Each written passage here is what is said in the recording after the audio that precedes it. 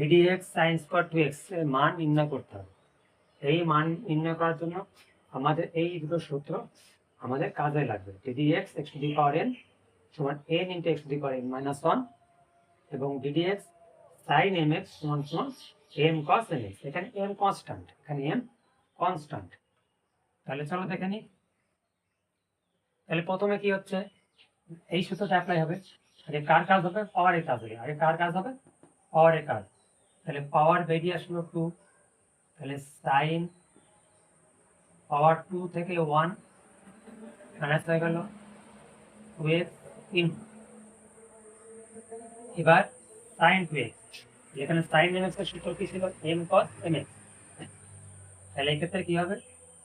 2 cos 2x, 2 cos 2x। এবার এখানে কি দাঁড়াচ্ছে? 2 sin 2x আর cos 2x। এই 2টাকে আমরা সামনে নিয়ে আসলাম, 2 ইনটু হয়ে গেল। এবার এই যে অংশটা, এই অংশটা কি হচ্ছে? সূত্রে পড়ে যাচ্ছে। তাহলে 2 sin a cos এর সূত্রে কি হয়? sin 2a হয়। তাহলে এক্ষেত্রে কি হবে? sin 4x হবে।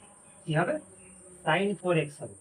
দেখে নাও, 2 sin a cos a সমান sin 2a হবে।